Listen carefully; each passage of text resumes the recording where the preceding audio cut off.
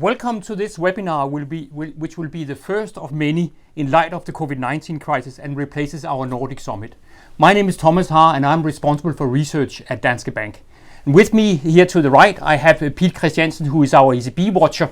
And our Nordic Summit, which we planned during the autumn, was supposed to be about globalization in a digital and green age.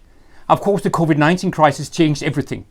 First, we have had to adapt as everybody else have had to adapt. First, we are trying this format with an external speaker at a webinar for the first time. I believe actually it's the same from our speaker's side. Bear with us if we will have some technical challenges, then we will solve the issue. Second, in light of the crisis, we have focused all the sessions we will have on the COVID-19. Over the coming weeks, we will have top decision makers and experts to provide their take on economic, financial and political consequences of the COVID-19 crisis. In this first webinar, we are very grateful to have Dutch Central Bank Governor, ECB Governing Council Member and Vice Chair of the Financial Stability Board, Klaas Knot, to talk from a European angle about the challenges faced by COVID-19. Thank you, and also a very welcome from my side. As Thomas just mentioned, today we will discuss the economic impact of the recent policy measures from the ECB, crisis management and similar. The format of today will be as follows. So first, Governor Knot will start with some introductory remarks, and we'll follow with a Q&A session.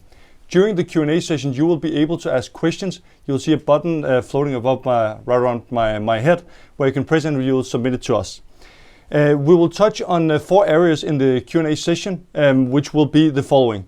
The most recent initiatives, so the pandemic program, the limits and lack of thereof, the inflation, disinflation, deflation in light of balance sheet expansions, the new policies that we may see and under which circumstances we could see that, and finally other policy areas.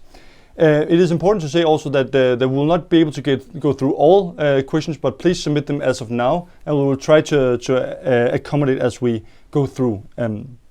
So, without taking up more time, it was with great pleasure that I can now welcome the guest of today, Governor Klaas Knot. The virtual floor is yours.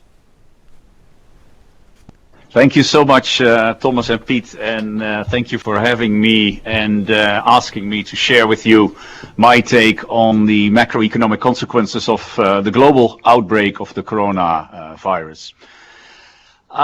Well, it is very clear that this crisis comes in stages, and that the first stage represents a global health crisis. At the same time, its consequences are also manifesting themselves as an unprecedented shock to the global economy. Societies that thrive on interconnectedness have been put on lockdown, bringing large parts of our economy to a complete standstill. How our economies will be affected over the longer term is unclear. At this moment, we do not even know whether this will mainly turn out to be a demand shock or a supply shock, let alone that we can say anything about the relative size of these shocks. Irrespective of the many unknowns, the immediate economic policy response, in my view, has been decisive and comprehensive. But many policy challenges remain. If you can move to the next slide. What I want to do today is to focus on some of these challenges that will manifest themselves over different time horizons of the current crisis. And I will then conclude with some reflections that will be relevant for monetary policy specifically. So, in the first phase, let's say the duration of the acute health crisis, it is clear that the global economy has been put in a state of cryopreservation, I would say. In layman terms, large parts of the economy have been frozen. In these circumstances, it's very difficult to think about a concept of economic stimulus or stimulatory economic policies. Such policies might even be inconsistent with the lockdown, as we need to slow down our societies to relieve the pressure from our overburdened medical systems. Instead, policymakers have engaged in large-scale preservation policies to maintain as best as we can the delicate frozen state of the economy and to prevent as much as possible permanent damage. hysteresis effects, economists would say, such that we can gradually unfreeze our economies once the health situation is under control. For this, first and foremost, we need liquidity, targeted, temporary, yet ample in the broadest possible sense. Any bankruptcy of a solvent but temporarily illiquid firm, bank, or even government is a waste, and it needs to be avoided wherever possible. Across the world, we have already made major progress on this front. Central banks have stepped in, providing liquidity to the financial sector and also preserving governments' favorable access to finance. Governments have helped to facilitate the flow of credit to firms through measures such as credit guarantees, moratoria, and the like. Beyond liquidity support, in multiple countries, short-time work schemes have been helpful in preventing mass layoffs. In some cases, direct transfers to small firms or independent contractors are also helping them to survive the crisis without the commensurate build-up of debt levels. All of us, of course, are now looking forward to the moment when these lockdown measures can be eased. Let us, however, be under no illusion when it comes to the challenges associated with this exit. It will likely be gradual, and it might very well be of a 2 steps forward, 1 step back nature. Its effect on the economy will likely to be heterogeneous too. Some sectors are relatively well equipped to function in a frozen economy and will have no trouble exiting. Other sectors might be able to partially catch up on lost revenues as soon as the lockdown eases. However, numerous sectors will experience longer-term headwinds from a social distance economy, something that we in the Netherlands refer to as the 1.5 meter economy. As over time liquidity problems translate into solvency problems, a share of firms may unfortunately not survive in spite of all the policy measures taken. Moreover, many sectors will experience that as a consequence of the crisis, the total earning capacity of our economy will have shrunk, while debt levels will have increased. Now, these challenges obviously also translate to the country level. Even when restricting myself to the members of the euro area, there are clear differences in starting positions, which translate into diverging levels of resilience. Let me first talk about public debt levels and move to the next slide. As you can see there, public debt levels vary wildly across member states. Debt levels range from close to non-existent in Estonia to 175% of GDP in Greece, though we know that that headline number is somewhat inflated. But it is also clear that as a consequence of the crisis, these debt levels will increase. And that's a fact as well. And we know that debt sustainability can then only be maintained if interest rate levels remain sufficiently low. I'm happy to dwell a bit further on that later on. Of course, while public debt levels offer a useful indicator of the fiscal space that governments have available while fighting the crisis, they are only a narrow indicator of countries' overall resilience. And this also depends on things like growth potential, as well as household and corporate debt levels. And please, on the next slide, you can see those levels as well. Also, these differ widely across the euro area, and I would say it's fortunate that at least the pattern across countries is different from those that I just depicted on the public debt side.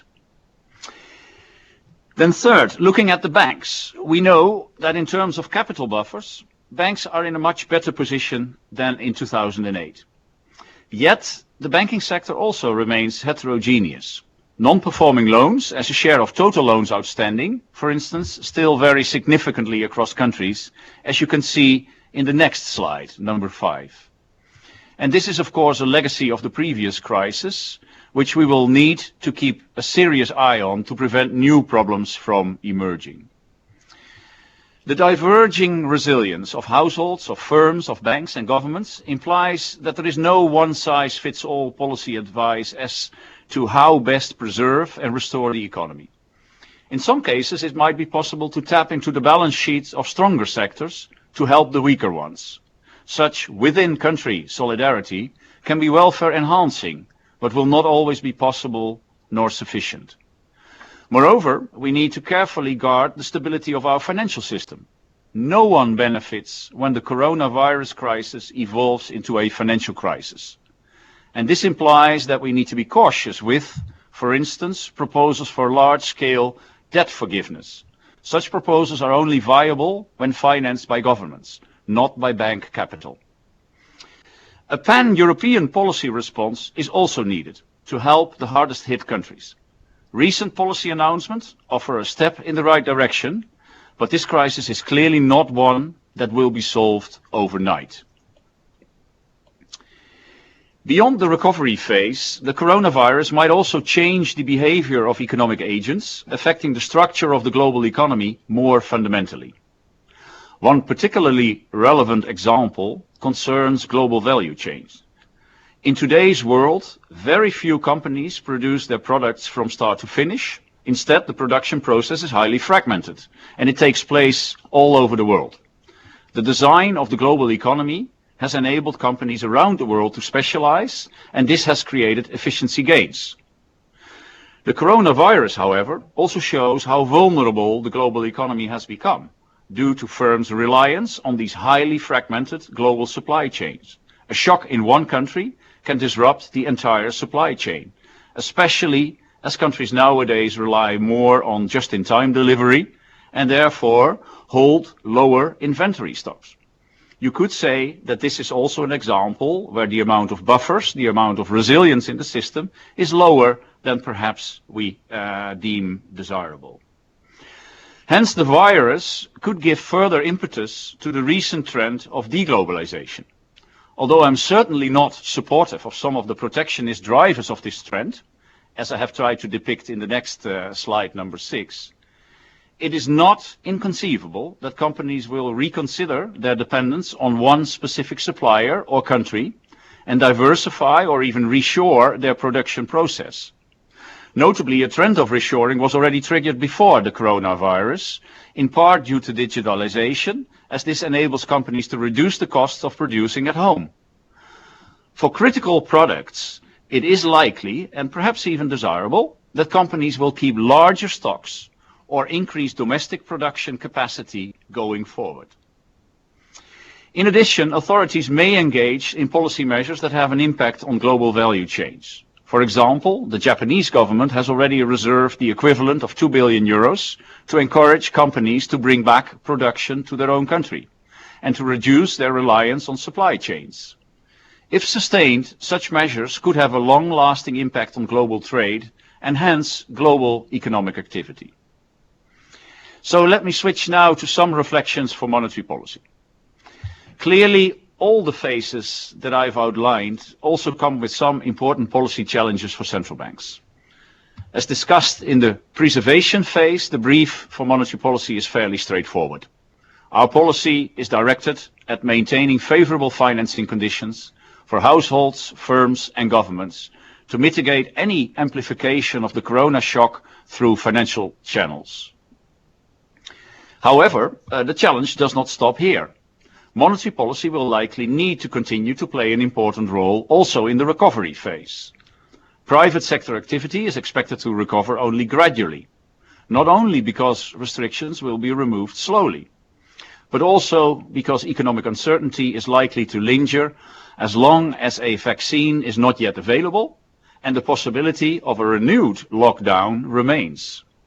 The negative effects of the virus outbreak on aggregate demand might thus be quite persistent.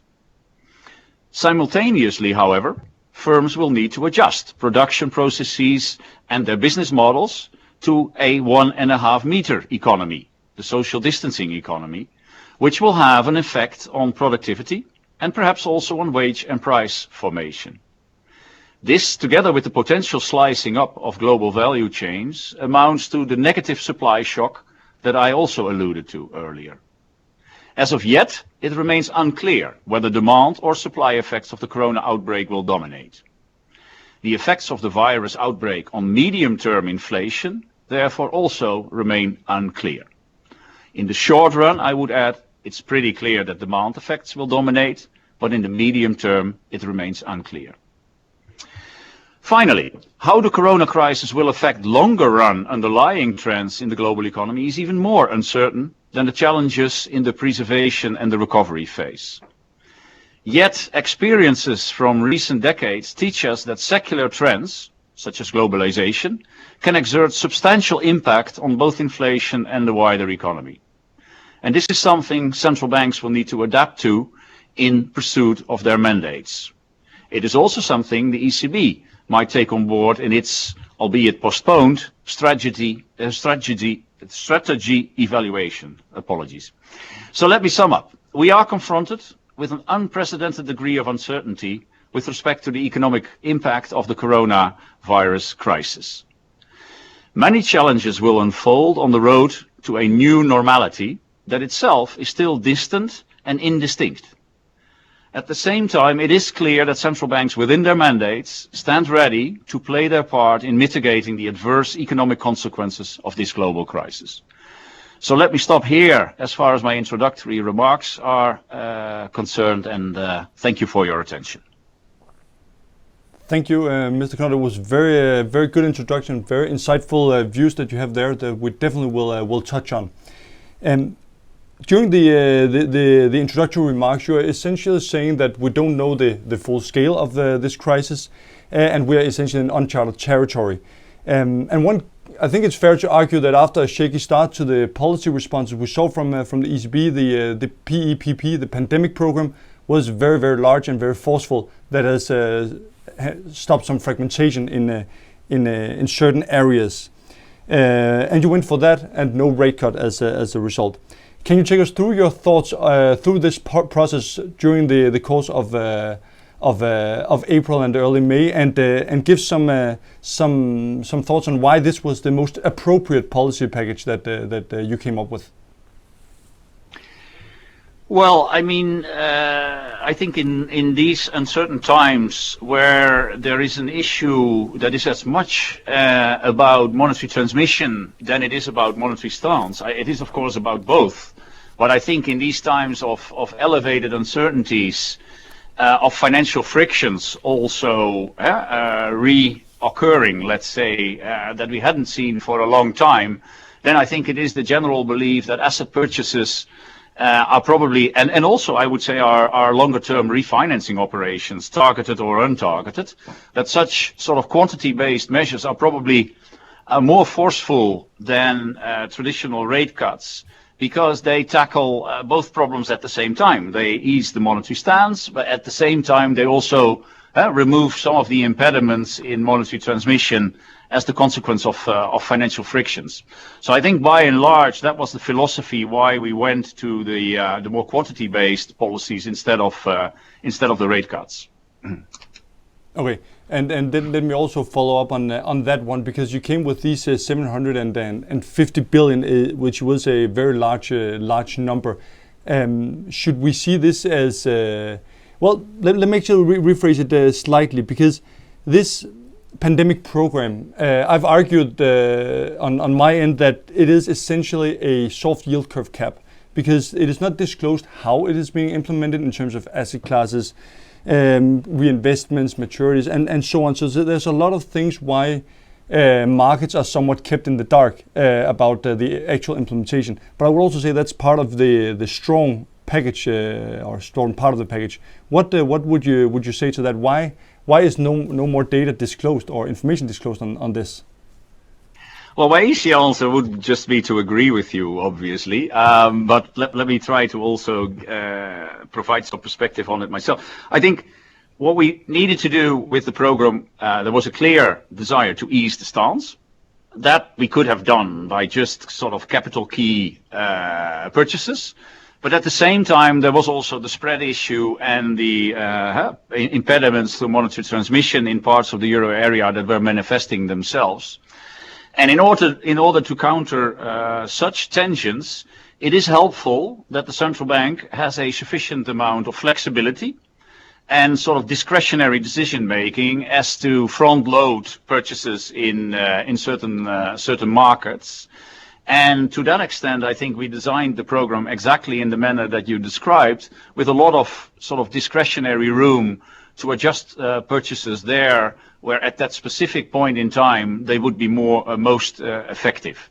At the very end of the program, which sort of toward year end, assuming, of course, I mean, leaving the question on what will happen during the remainder of the year, but at current knowledge, let's say, then we will revert back to the capital key as the anchor. But down the road, we have sufficient amount of flexibility to counter pressures there where they would be emerging. So just a follow-up question here. There's a question from the floor, Mr. Knott. So one of the questions coming in here is, how would you comment on the failure of monetary policy transmission to the periphery of Europe? So what action do you suspect the ECB will have to take in order to stop failing its mandate from the periphery side? So that's a question from the floor here. Yeah, that's a question where I think has already a little bit of judgment in it that I wouldn't share. We are trying, well, first of all, of course, our prime focus is the risk-free curve. And you can argue in a 19 jurisdiction area like the euro area, what exactly is the risk-free curve? And it is clear that in relation to that risk-free curve, there are the spreads that the individual countries have, that we can observe with respect to individual sovereigns relative to that risk-free curve. And although we are a party in the market and therefore can have some influence on spread tightening, and we have also clearly made it clear that we would not allow spreads to widen too much. It is also fair to say that we're not the only player here. Of course, a part of the spread has to do with credit risk, and credit risk has to do with economic fundamentals. So we can sort of take away illiquidity premia, we can take away term premia, but there is a limit to the extent to which we can also take away credit risk premia that to some extent are also determined by political factors. And that is, I think, also one of the reasons why from the ECB side we have been emphasizing oftentimes that it cannot only be the ECB that is responsible for the corona response, but that we also need the governments to step in to show political commitment, a commitment that would then also have a positive impact on those factors in the spreads that are beyond our control. Right. Yeah.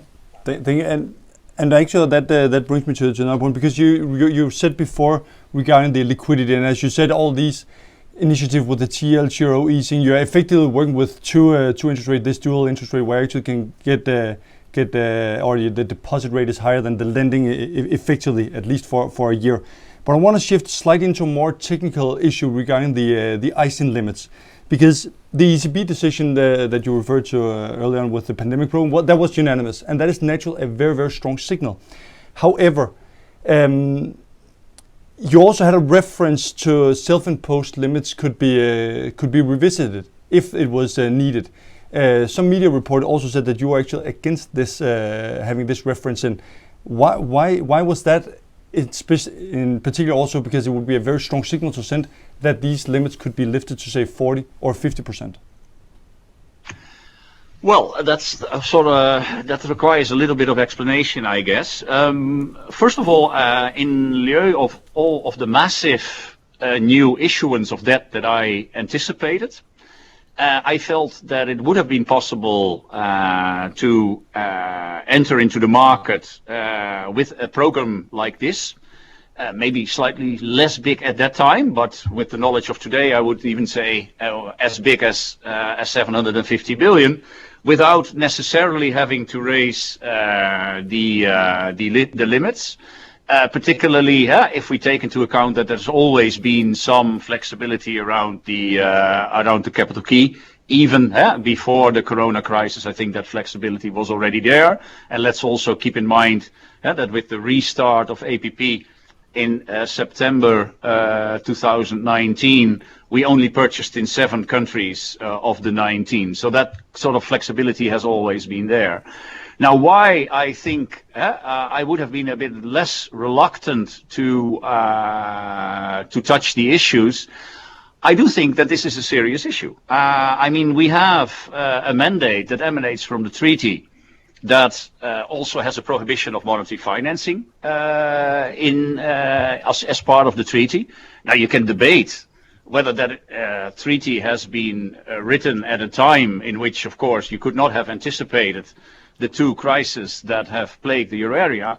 But nonetheless, the mandate is there, the treaty is there, and I would have liked to see, let's say, a bit more commitment from the governments before us unilaterally deciding on something that I regard as part of our mandate, the limits that were used to operationalize, let's say, the risk, the limitations to the risks of monetary financing that we were prepared to use. We have used these limits also in our argumentation to the European Court of Justice. So we have also actively promoted these limits, arguing that that was one of the reasons why this would not violate the prohibition of monetary financing. So for me, then lifting the limits is not a small thing to do. And at least it should have had a conversation also with those parties that have provided us with the mandate. But just to follow up on that, Mr. Kott, because that's a very interesting topic. You mentioned here that one of the reasons why you could say was against it, raising the ISIN limit, is because this issue about monetary financing and of course the treaty. And of course, I guess that goes back to that if you only have temporary financing of government debt, that the risk is that becomes more permanent. But you can say in this crisis, aren't you not already very far down that road? I mean, you have debt to GDP in Italy, most likely this year, jumping to something like, let's say, 155% of GDP, France, Spain, and so forth. I mean, what is the risk here? I mean, isn't the challenge here for ECB that they will not be able to not become permanent holders of government debt? Well, that argument, of course, cuts both ways. If you start from the point you're already so far in this, so that I don't think should lead to either outcome. Well, I think that we have to avoid that the central bank becomes a source of permanent financing of governments. That I think is very clear. At some later point, we may have had, we would otherwise also have had to face the issue limits. I just didn't see the need to already face it up front. This was mid-March, at a time in which the governments were just beginning to get their act together on their Corona Euro-wide response. So I would have sort of preferred to let the governments be the first in line here. After all, the central bank is normally the lender of last resort and not the lender of first resort. And then maybe at a later stage we would have had to revisit it. But I think the proper sequence would have been to first await what would have happened on the sides of the governments before us touching the limits. Right, but I think that makes a lot of sense. But in terms of, you can say, the risk of monetary financing, I guess that's also what to some extent is the market is looking at, that you have these government debt to GDP levels rising so rapidly, and ECB is, you can say, scaling up, which makes a lot of sense. But isn't it a challenge in terms of getting out of that it doesn't become permanent? Yeah, I think that is a fair challenge. In the midst of the crisis, I think you have no choice. Right. You have no choice but to pursue the policies that we have pursued.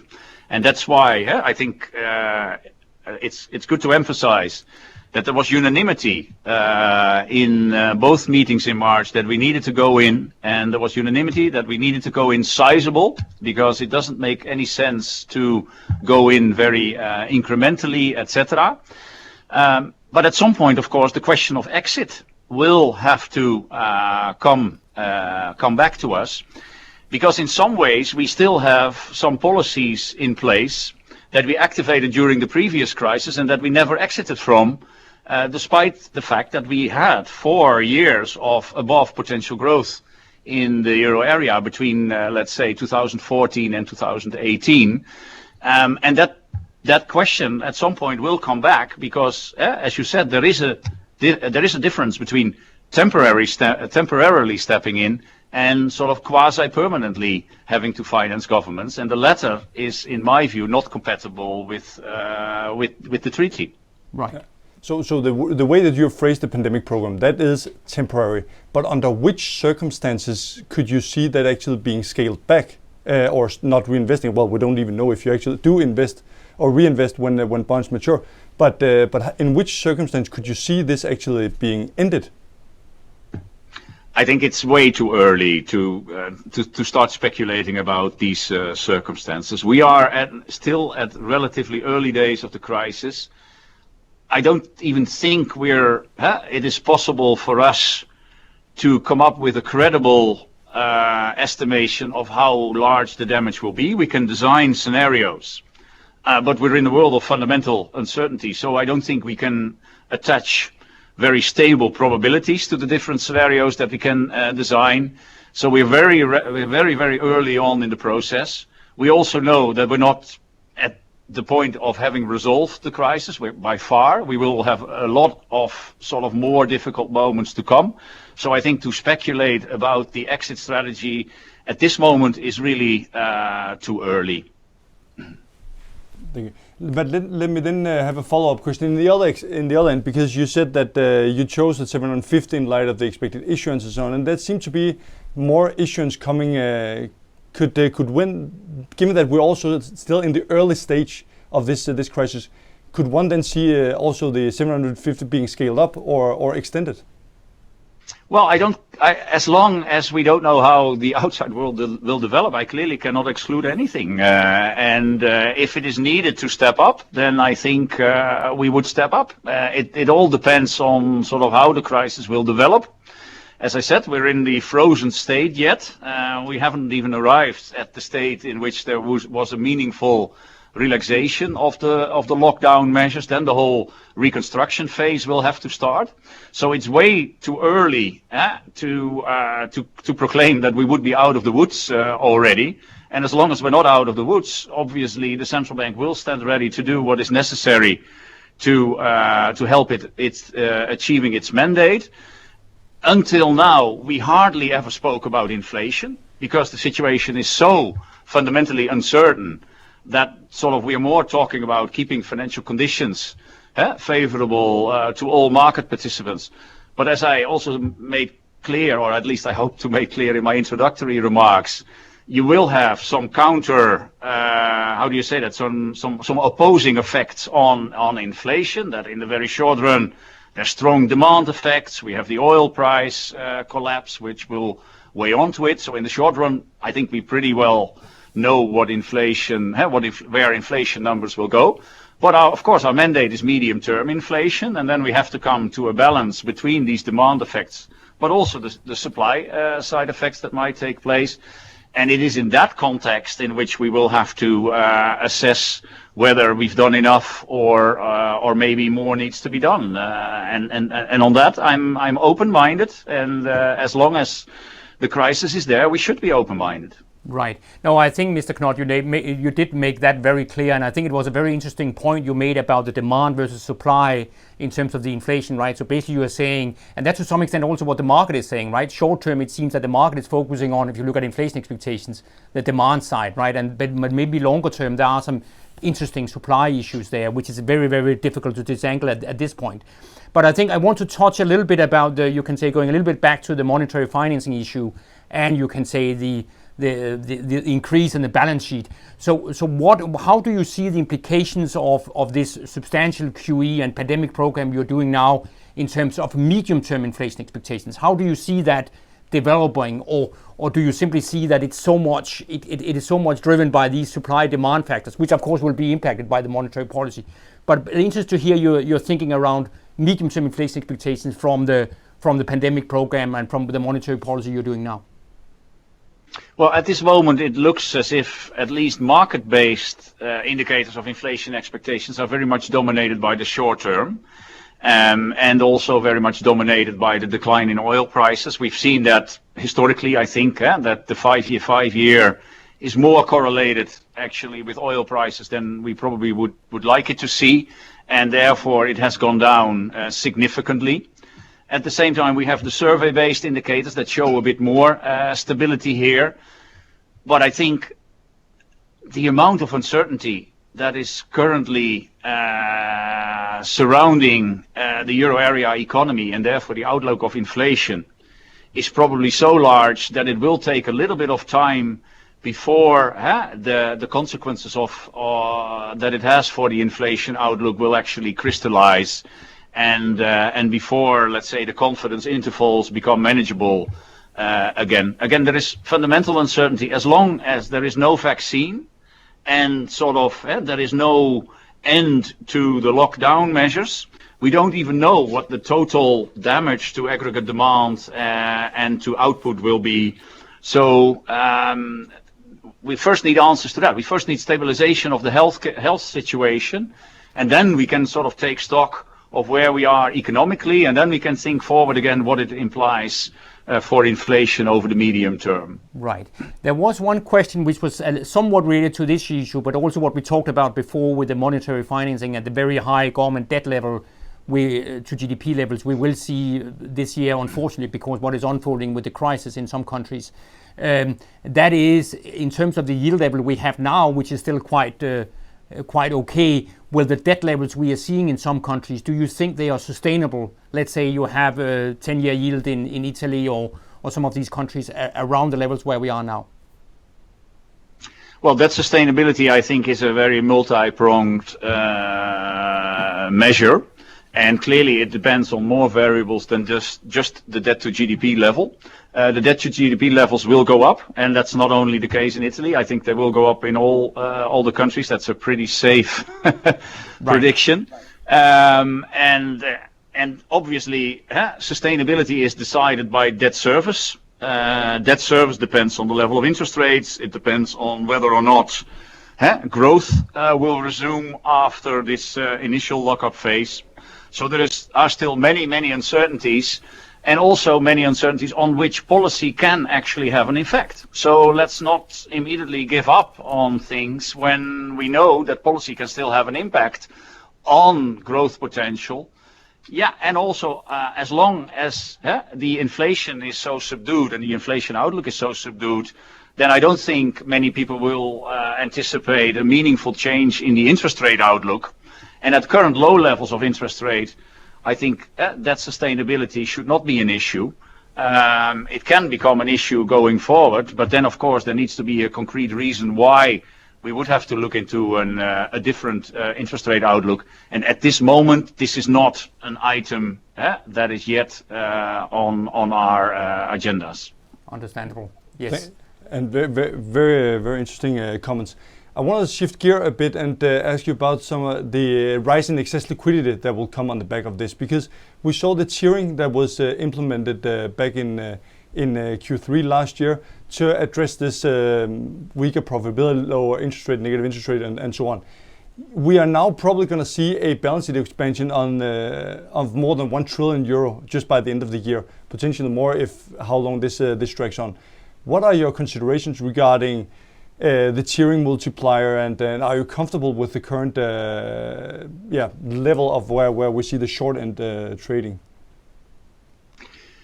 Well, I think tiering has been effective. It has been effective in relieving some of the pressures on bank profitability, and we have come as the governing council to the assessment that at the current level of interest rates, the current level of the deposit facility rate, that the tiering that we put in place was an appropriate response to that level of interest rates. In the meantime, of course, we also lowered the effective interest rates on our TLTROs, which is another source, I think, of compensation for the banking sector. So at this moment, I would say that we're comfortable about sort of the factors that we can influence and that have an influence on bank profitability. obviously bank profitability in the euro area is under stress, but that's not because of the actions of the central bank. I think there are clearly more fundamental factors at play here as well. I've mentioned on earlier occasions that I think that in parts of the euro area there's overbanking, there's not enough competition, and that is one of the factors that sort of cost ratios do not go down sufficiently, and these are much more fundamental factors that need to be addressed in order to improve bank profitability. So I think it will be good to also shift a little bit topic. I mean, there's so many interesting things we would like to talk with you about, Mr. Knott, and I can also see there's a lot of questions coming in. You said in your introductory remarks that you thought that a pan-European policy response is needed to help the hardest hit countries. Could you maybe elaborate a little bit on that point? Yeah, I can. Well, first of all, I think that there is the beginning of this pan-European policy response. I think the Eurogroup agreement, even though it only came about after multiple rounds of negotiations, but I do see it clearly as the glass half full and clearly not as the glass half empty. I think it has a couple of important elements. For instance, also the investment part that is a little bit underplayed, I believe, in the current publicity. The shore part on short-time work compensation is a useful element, and also the ESM. I would say that unfortunately in some countries the ESM has a negative connotation, but if you look at the track record of the countries that have actually drawn on the ESM in the past, these have all been, or at least most of them, have been success stories. If you look at what's happening in Ireland, Spain, Portugal, for instance, there's been a fierce debate on the Greek program that I will not repeat here, but even Greece, I think, today is in a much better shape than it has been for a long, long time. So, yeah, that ESM is part of that European crisis response. I fully agree to that, and I think that should also be celebrated as a good point. Now, this is a remedy for the first phase, for the acute health crisis and the costs that are associated with that. Obviously, there is the point of the recovery phase that still needs to be financed, and there the baton has been given by the finance ministers to the leaders, and the leaders will have their meeting later this week, and I expect them to work and perhaps come forward already with some guidance on where this recovery fund and this financing of the recovery phase is heading. Although I can also think that this requires some further time to elaborate on the various proposals, but at least this is something where I expect some concrete results as well. And in my view, that's good.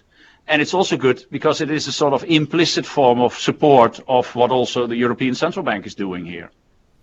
So actually elaborating a bit on that, so how would such a proposal actually look like concretely? Because naturally, if it is an issue of coronavirus, I know it may have a negative connotation in some countries, it would still allow ECB to abide that, I suppose. How would that concretely, this policy response, look like, in your view? Yeah, well, I mean, let's begin at the beginning and sort of whatever bonds come out of this process, whether the ECB can buy them or not. Of course, the ECB has bought bonds from European multilateral institutions. So that is, I think, pretty clear. Our purchase sort of conditions are well known in the market, etc. No, I mean, how such a response should look like is primarily a political question, because this touches upon issues like solidarity and how much do countries want to share with each other. I have said on an earlier occasion that I think there is a clear case to be made for solidarity. It's after all, it's a symmetric shock, the coronavirus shock. Of course, it hits a euro area that has asymmetric initial conditions. So there is a mix here of symmetry and asymmetry, and I think the response therefore should also be a mix of, let's say, a joint response plus a number of individual country responses that are tailored to the specific needs of the vulnerabilities that are amplified by the corona shock within individual countries. Now, how such a European response should look like, that's primarily a political matter. I think from my perspective, it is important that there is a European element in here. And as I said, this is also clearly implicit support for everything that the European Central Bank is doing. And that's also important. But you can say, Mr. Knott, this request for solidarity, which I think is make a lot of sense. And but on the other hand, you can say the EU and the European Union is not a political union. There have not been, some would argue, enough risk reduction on parts of the countries in these golden, you can say, good years where there has actually been growth. So do you agree that it's difficult, or it makes, or how should I phrase it, that it is understandable from some side that it is difficult to expect at least a permanent solution to this fiscal solidarity? I mean, in this situation, despite that you have this crisis, which is very, very much a common crisis hitting everyone. Yeah, I mean, if the sort of the undertone of your question is does solidarity mean Eurobonds? In my view, the answer is clearly not necessarily. I mean, Eurobonds would be one form, but I think if you touch upon the issue of Eurobonds, then you also have to touch the questions that you just raised. If there is no political and fiscal union, there is no common spending, there is no common taxation, why start then with common debt issuance? It's a little bit like putting the cart before the horse, or the horse behind the cart, however you wanna see it. But I think there are other forms where there is solidarity through sort of sharing the borrowing costs. I mean, the ESM is an example of that. The European Investment Bank is an example of that. So there are other European sort of existing financing mechanisms where borrowing costs are shared with where the more creditworthy countries enter into a scheme with the less creditworthy countries in order to egalize, let's say, to flatten the interest rate differentials in between them. But again, this is ultimately a political question. I mean, whether or not to move to more forms of political union where you would also share control before you share liabilities, that's a political question. To move to forms of fiscal union where you would share some certain expenditures, maybe harmonize certain forms of taxation, talk about harmonization of retirement ages and the like. I mean, Europe is far away from making these kinds of steps. And that's why I find it logical that in countries like mine there is reservation to make the step to Eurobonds at this point without all these conditions that you just mentioned being in place. Right. But if this EU Council meeting on Thursday and subsequently, if we don't get all these initiative common issuance coming back in solidarity, however you want to phrase it, should we then get used to more pandemic-style programs from the market side, so not knowing how, when, what is essentially being bought? So ECB really needs to compensate for lack of action by other policy areas. Well, I think it's too early to comment on that, because I didn't mean to say that I don't expect anything from this Thursday. No, I expect something from this Thursday. Maybe on some instances there more time is needed, but all the leaders will go to the meeting this Thursday to talk about this recovery fund. So there is nobody saying I'm not coming because I don't want to talk about a recovery fund. There will, of course, be different preferences as to sort of how this fund should look like, how it should be financed, etc. But there is going to be a European response. And the ECB, as always, will take into account what happens on the government front in pursuing its own mandate. Maybe just a follow-up question on this topic, and it's actually from the floor, so it's not from me or Pete, but there is a floor here from a question from the floor, and it's a little bit political maybe, so you can see whether you want to answer it, Mr. Knott. But has Mrs. Lagarde been instrumental in bringing the North-South divide down in the ECB? Or would the severity of the crisis have brought agreement in any case? So any thoughts on that? Um, I mean, I think the ECB is functioning well at this moment, and that is, of course, also due to the way that it is presided. And I think Ms. Lagarde plays a very, very constructive role in presiding over the Governing Council. And what more can I say? Yeah. I was going to say, finally, I also want to... There is unanimity, I think, is an important achievement. And that is, of course, an achievement of the Governing Council, but it is also an achievement of she who is presiding over the Governing Council. Absolutely. Right. Yeah. We have now spent the allocated time of this event, and we definitely received a lot of insightful comments from your side and interesting views. And I'm sure that our audience have also been very eager to listen to your views. Would therefore also like to thank you, Governor Knott, for participating today and being able and open to reply to all our questions and questions from the audience. Very, very much appreciated. Do you have any final remarks that you want to make before closing off here? No, I think I more or less, maybe I should repeat what I said. We are just at the beginning of this, right? I mean, this is still what I call the frozen state phase of the crisis. There will be an unlocking phase, there will be a recovery phase, and then there will be sort of more permanent consequences for the way we do business in a globalized environment. And on all these phases, there is still a lot of uncertainty, a lot of fundamental uncertainty. So let's not rush into conclusions. Let's not overly rush into conclusions, but let us just sort of trust on our capability to adjust as the circumstances develop. And this is what we will try to continue to do also within the European Central Bank. There is no standard sort of role play available for this. The previous pandemic that was comparable to this one was about a century ago, and the world economy was completely different from what it is today. So it is all about adaptability and adjustability in a complex world, and within that world we're trying to do our best. Thank you. So in other words, that the ECB stands ready to act, and we shouldn't underestimate the willingness to step up again should it be needed. Absolutely. Thank you. That concludes it from our side. And Thomas, if we were just to take a few highlights from our side, it is as Governor Knott also highlighted now, that the uncertainty will continue to prevail, and there's no need to rush to any conclusions, and any specific initiatives could also come in terms of both scaling up, scaling back. It's simply too soon to say from that side.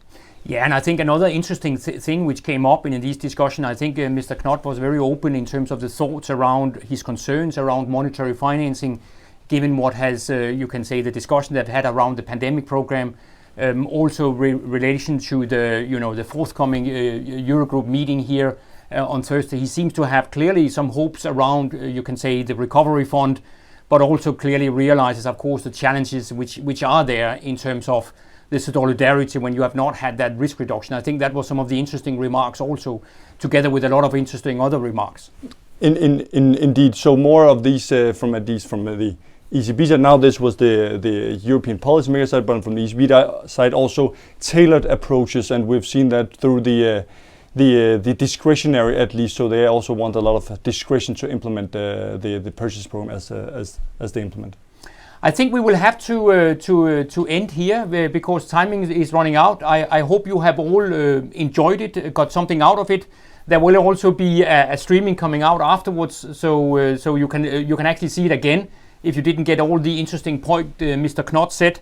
I also wanted to flag our next session in this virtual session we have instead of the Nordic Summit, which is simply our way to do it. And as I said in the beginning, all these sessions we're going to do will focus on the COVID-19 crisis, where we will have these leading experts and leading policymakers discussing that. And the next one is already next week. So on the 29th of April at 2:30 CET, we will have the former Prime Minister of Sweden, Carl Bildt, who will talk about the political response in the aftermath of the crisis. So you can say here we might very much had the monetary policy side, the economic side. Carl Bildt is going to talk about the political side, both with respect to how we're going to live after this, how are Europe going to get out of this in terms of dealing with each other, where we're not allowed to travel and all these kind of things, but also more broadly about the geopolitical world order. How is Europe going to be placed within the new order where we have the threat of COVID-19 for some time? I think we will have to end here. Thanks a lot from our side. We hope you got something out of it, and we will certainly be back again next week. Thank you.